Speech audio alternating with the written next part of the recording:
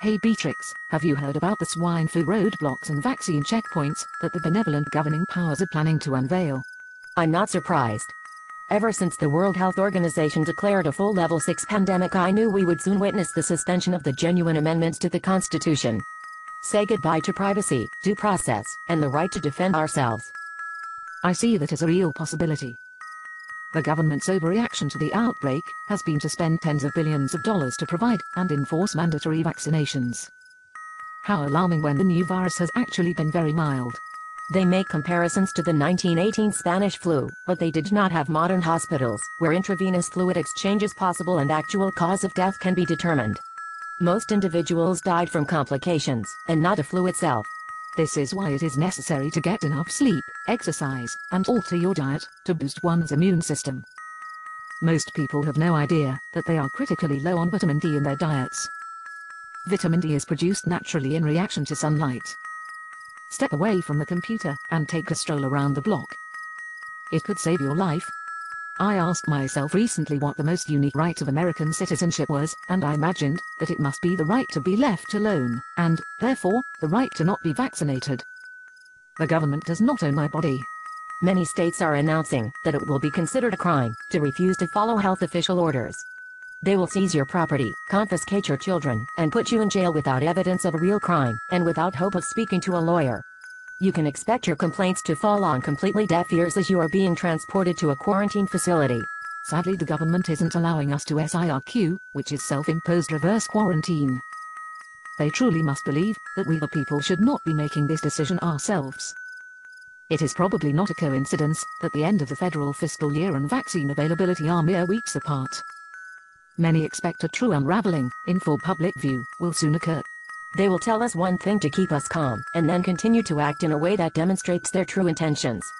It will be like sitting in a theater that is on fire and they tell us to remain seated, even though we are choking from smoke inhalation. Even now they are pulling over drivers with politically dangerous bumper stickers, and accusing them of terrorism. How much longer will it take for people to realize that our concerns are being ignored? And that's what the Founding Fathers warned us about. Lucky for rulers that men do not think, was what Hitler said once he was in power. If the American people understood the true nature of central banking, there would be a revolution before morning.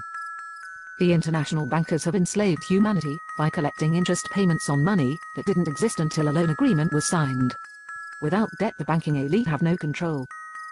The dollar, unleashed by fractional reserve banking, is truly a tool of death and destruction that has used military forces to conduct enormous control of most of planet Earth.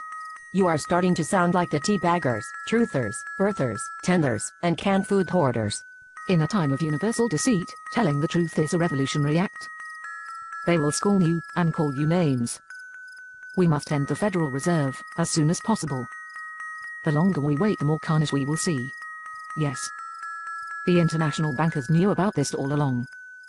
They are using the swine flu scare as a cover to take the nation into martial law. They are losing control and their schemes are being brought out into the sunlight. The voice of the people will be heard, and their consent to be governed is being withdrawn. And now China is announcing the end of their support for the international banking cartels.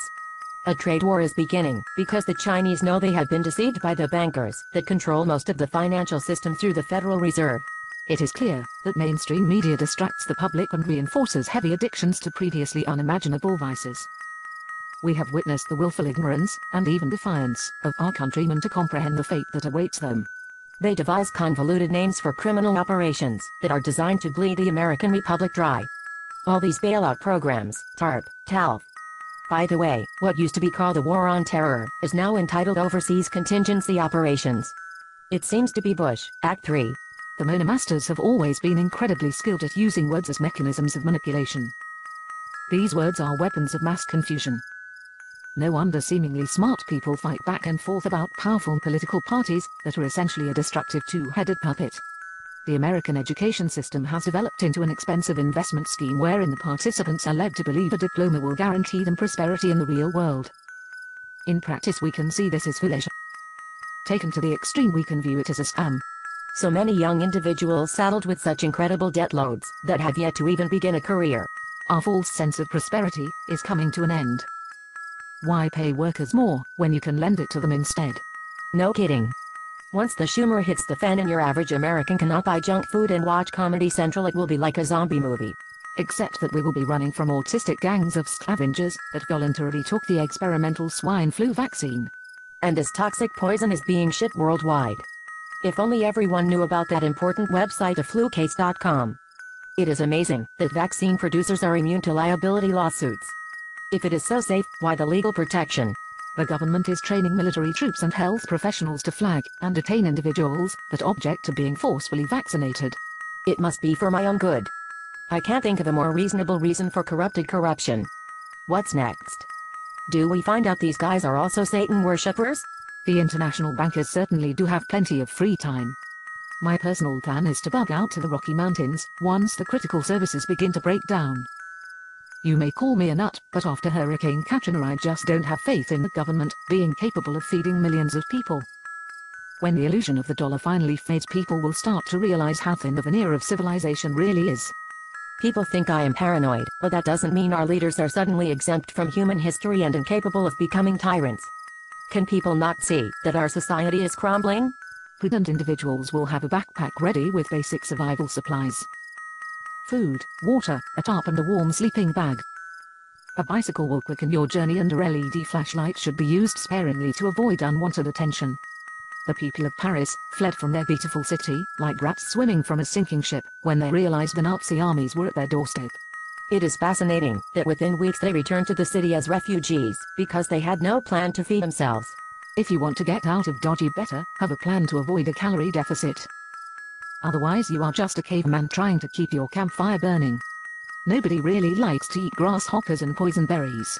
And the modern-day breadline, food stamps, might not show up in the mailbox next month when government offices start closing down. They have military troops ready to seize key infrastructure points. Maybe they think a starving citizenry will actually get off their knees and realize their duty to alter or abolish the agreement made with the now vastly corrupted branches of the government. The federal government is bribing states to exchange their sovereign power for money that was originally theirs. What a laughingstock the uninformed American public has become. Yes. The now unvirtuous United States is not a capitalistic system anymore. Basic free market principles, property rights, and the right to enjoy the sweat of your brow have become warped, circumvented, and scapegoated for what is actually corruption. Where are the prosecutions? They must be too big to jail.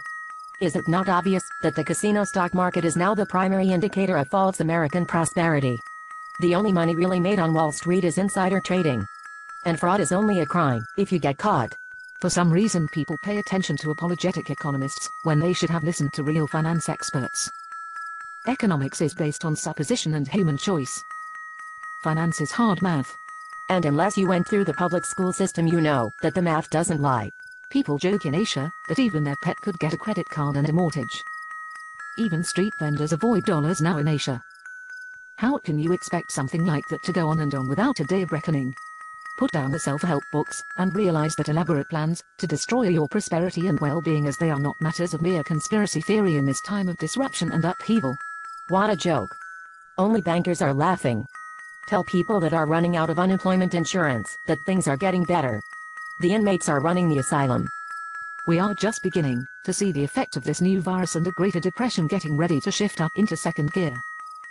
Israel and Iran going toe-to-toe, and Pakistan being collapsed to extract resources.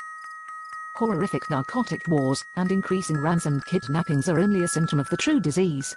It's like there is a flock of black swans circling around us up there in the sky right now. This is all putting me through violent cycles of incontinence and constipation. Get bullets, beans, and band-aids before it is too late. What about precious metals like gold and silver?